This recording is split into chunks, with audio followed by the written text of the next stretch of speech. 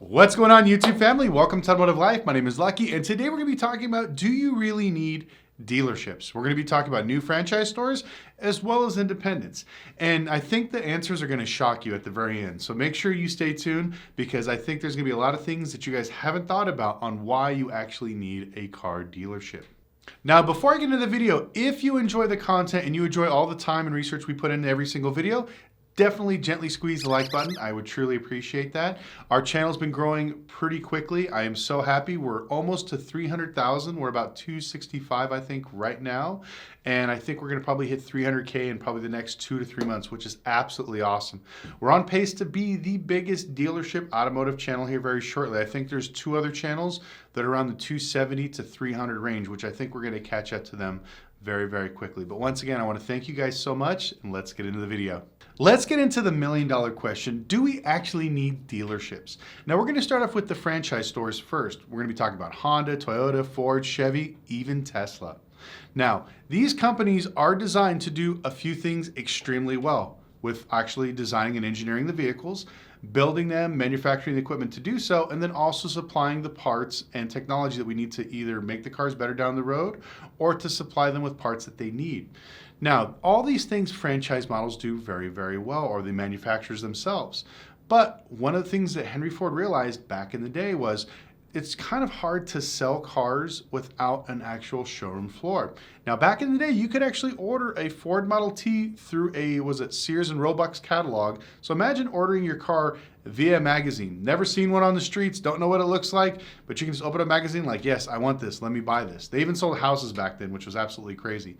But these are some of the things that people realize, that you need to have partners to show people. People want to actually physically touch and see these things. So they decided, you know what, the best thing to help sales is to actually have franchise stores that will help sell your product. So Ford went out with a few of its manufacturers and started actually setting up franchise stores.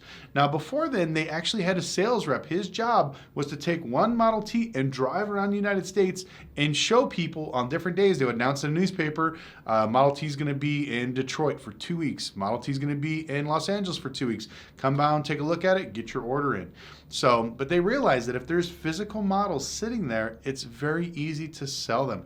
Plus, you get people that are knowledgeable and experts on the actual vehicle instead of just waiting for one guy to travel across the US to order cars. And that's where the franchise model was birthed.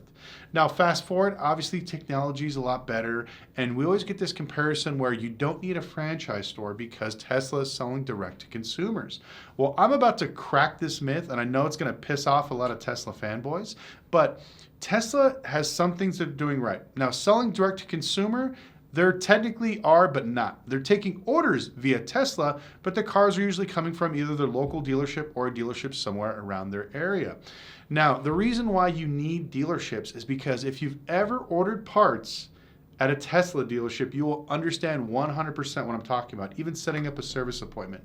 And you can look these up. Like I said, I'm not biased. I actually just bought an electric car, which I'm going to show here in a minute. But if you look up all the reviews that are negative, 90% of them are, I want to talk to a person. I want to talk to somebody. I'm tired of texting. I'm tired of emailing. I want to talk to an expert. What I mean by this is if you call Tesla and say, hey, I want to order, let's say, a new wheel for my car. I hit a pothole, my wheel went out. First, you can't even call them. There's no number. Unless you physically search the internet for one and dive into it, you might be able to get one. And even if you do, it's usually automated. They tell you to use your application to order a tire wheel. Now, the problem with that is that when you go into a dealership, like any other manufacturer, you could walk into, let's say, Ford and say, hey man, I hit a pothole in my Mustang, my wheel went out. You can give them your VIN number. They'll give you the exact specific wheel you need for your car. They'll tell you when it's going to be in stock, how much it's going to cost, and you could talk to a knowledgeable person that's in the actual industry. When you finally make it to Tesla, to the dealership, I'm saying this from experience. I've bought lots of wrecked Teslas and fixed them up for my dealership. When I go to Tesla and I'm explaining what I need an SRS module, my seatbelts are bad, I need X, Y, and Z, I need the pigtail for this, they have no idea what I'm talking about. It's usually some kid that worked, somewhere probably at McDonald's or worked at IT or something, is now magically working at Tesla because it's the cool thing to do, that's supposed to be ordering the parts for my car. So I'm like, okay, well, he's just a new kid. Let me talk to the parts manager. There is no parts manager. And then finally, when I talked to the person that's the senior parts person there, he came from home security systems. He wasn't even an actual technician or even a parts manager. Where if you go to any major franchise store, you can walk up to the counter and say, hey, I need X amount of parts. They'll give you the timeline, what you need, and the cost.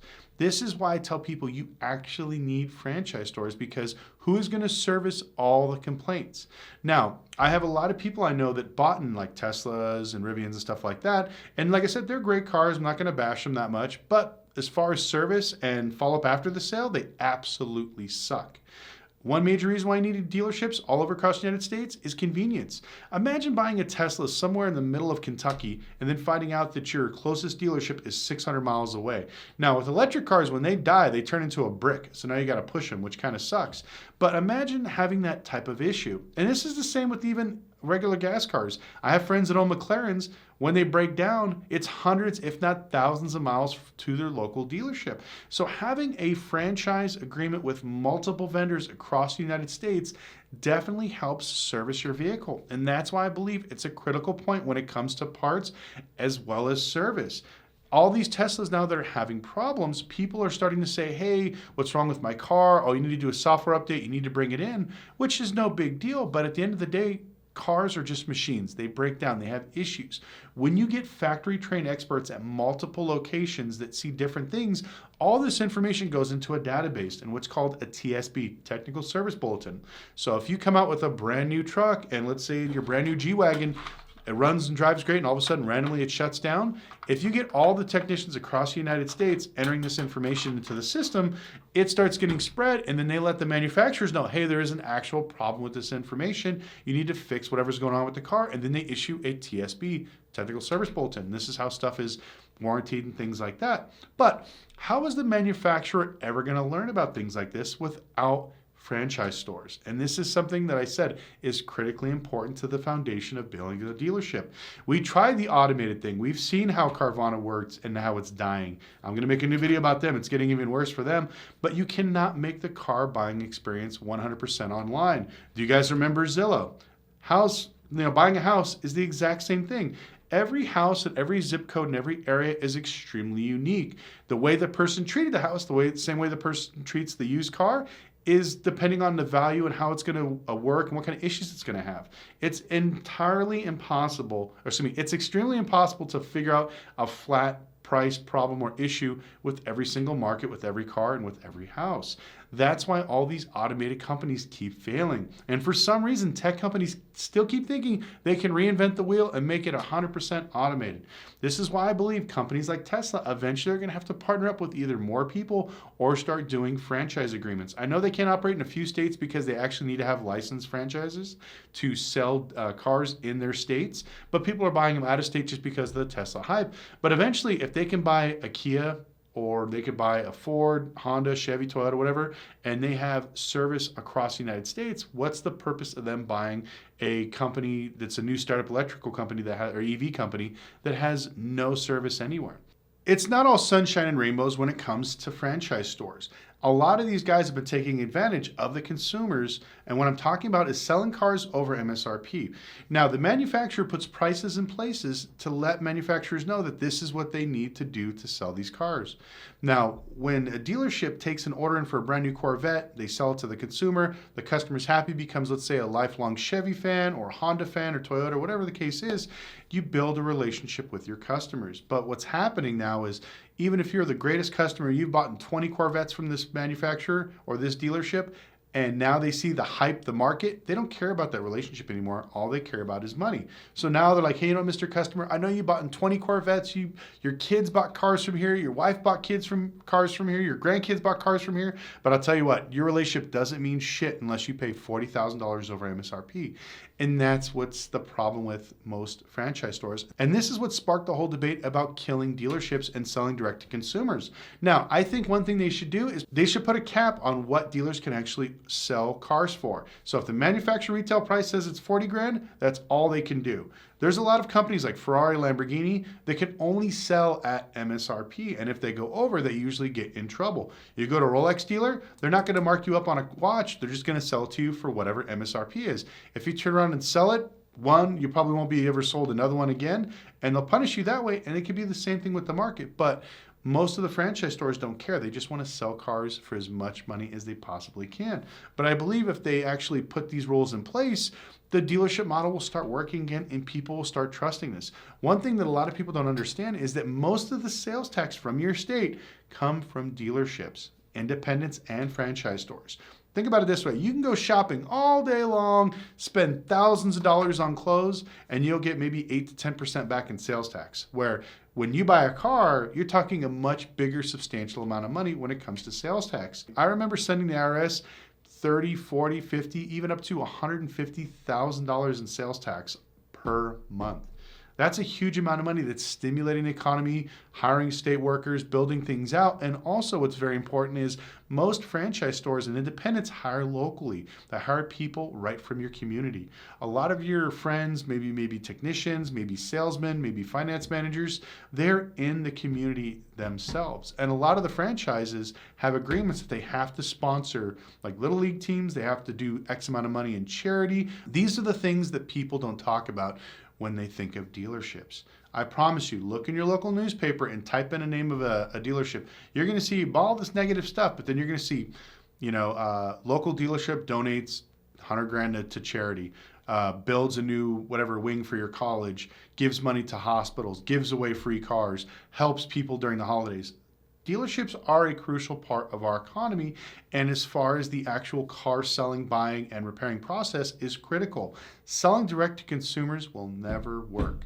I don't care what you say, Tesla has not figured it out. All you gotta do is go to the reviews, one screaming thing: I wanna talk to a person. I wanna talk to a person. I'm tired of dealing with my app. I can't get the information I need. And if you don't believe me, I'm telling you right now, look up your Tesla company and say, hey, you know what? I need to buy a door for my Tesla. It's got a dent in it. How much is it? One, they're going to probably not know what the hell you're talking about. Two, it'll take you forever to get a hold of somebody. And then three, they won't even know how to do what's called a backlog. They can't tell you how long it's going to be. It could be a week, it could be a month, it could be a year. They just say that it's pending. They don't know when it's going to come in. That's why the used market, if you want to make a bunch of money, start buying wrecked Teslas and sell the parts.